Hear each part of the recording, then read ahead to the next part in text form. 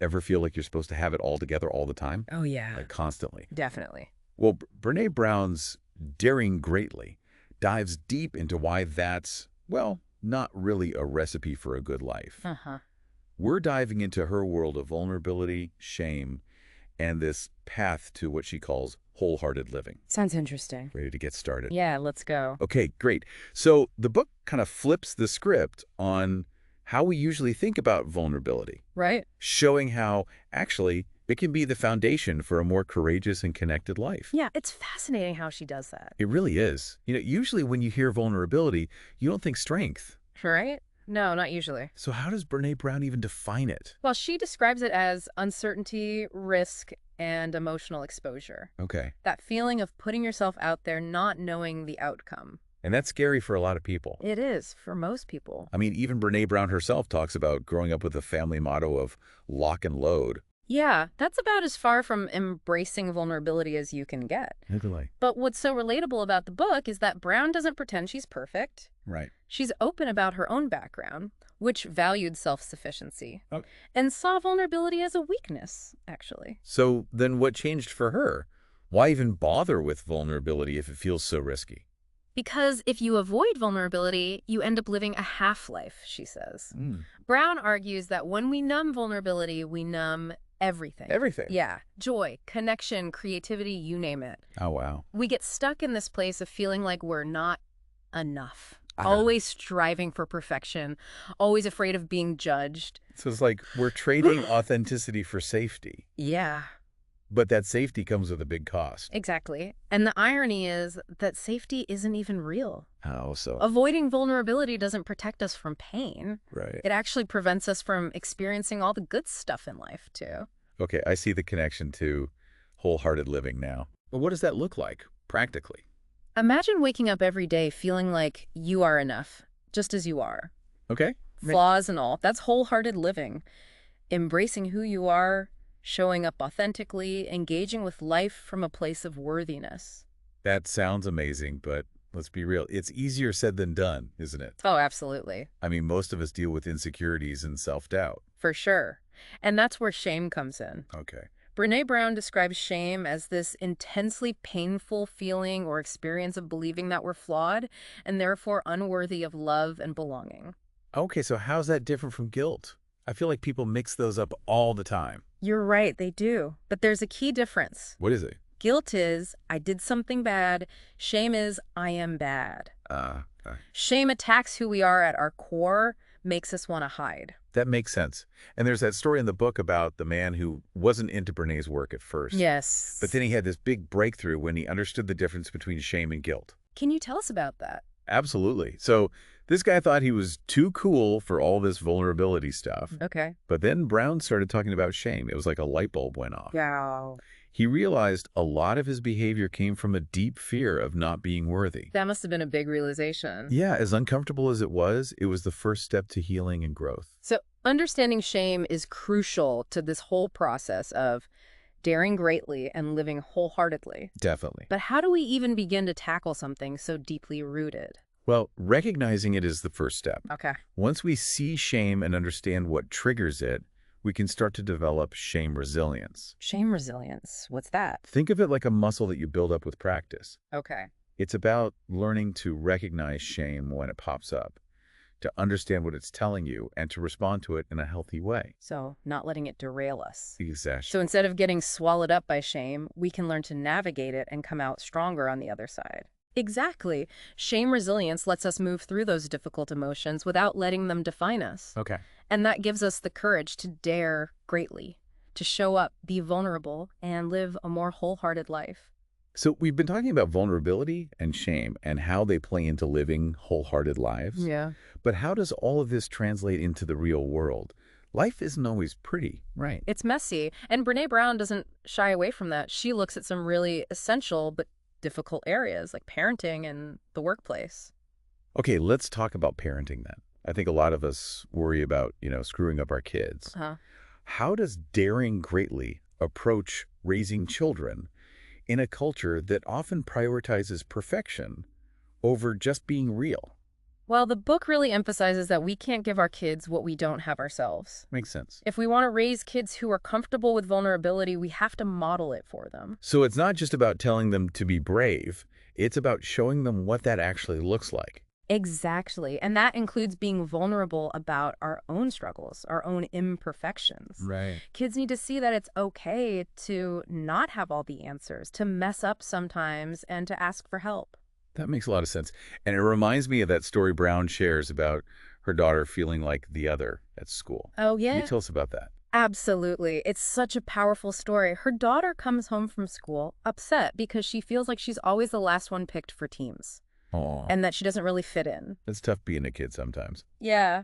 And instead of dismissing her daughter's feelings or trying to fix the situation for her, Brown does something really interesting. She shares her own experiences of feeling like the other.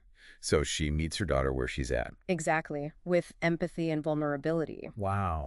And by doing that, she normalizes those feelings of inadequacy that, let's face it, we all experience at some point.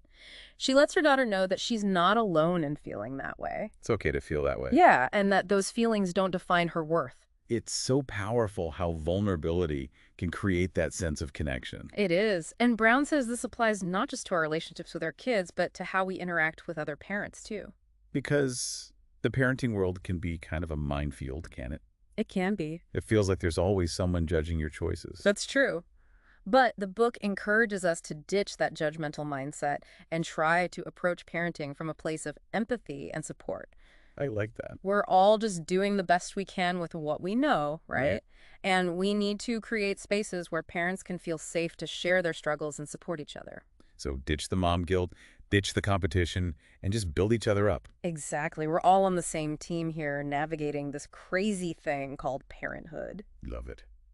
Now let's switch gears a bit. Let's talk about vulnerability in the workplace, which honestly seems like a really tough environment to be vulnerable in, It is. especially with all the pressure to always appear competent and confident. Yeah, the lock and load mentality is definitely strong in a lot of workplaces. Right, where vulnerability is seen as a weakness. Yeah, a liability. So people are afraid to speak up, afraid to take risks, afraid to admit when they don't know something. Totally. And that fear creates this culture of silence and inauthenticity where people are more focused on protecting themselves than on working together and coming up with new ideas. And that's not exactly a recipe for success, is it? Not at all.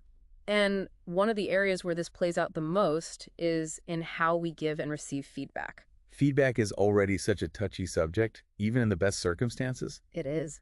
How does vulnerability even fit in there?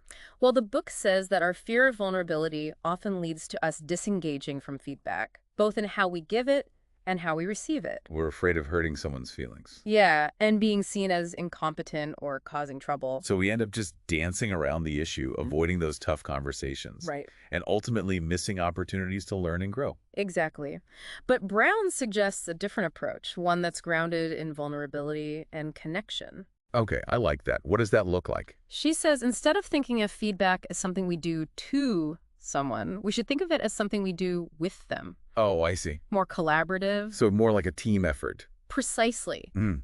She uses this great analogy of sitting next to someone rather than across from them when you're giving feedback. That's a good image. It's about creating a sense of partnership, mutual respect, and shared goals. That feels so much less confrontational. It does, right. Did she give any specific strategies to put this into practice? She does. She introduces the engaged feedback checklist, which is a set of guidelines for giving and receiving feedback in a way that builds connection and encourages growth. What are some of the key things on the checklist? Well, it starts with checking in with ourselves. Okay. Are we coming from a place of genuine care and concern? Yeah. Are we willing to listen, to ask questions, to acknowledge that we might not have all the answers? So it's about being humble and curious, not judgmental and critical. Exactly. And it also emphasizes focusing on the person's strengths and how they can use those strengths to overcome their challenges. So it's not about tearing them down. It's about helping them grow. Precisely. And in the end, the goal is to create a culture where feedback is a valuable tool for learning and getting better, not something to be scared of. This has been a really cool exploration of how vulnerability shows up in these important parts of our lives. It has. Is there anything else from Daring Greatly that you think is really important to understanding wholehearted living. Yeah, there's one more thing I want to touch on. Okay. It ties into embracing vulnerability and letting go of the need for control. Right. It's called the Viking or victim mentality. Viking or victim. That sounds interesting. It's this way of thinking that a lot of us fall into, especially after we've been hurt or disappointed.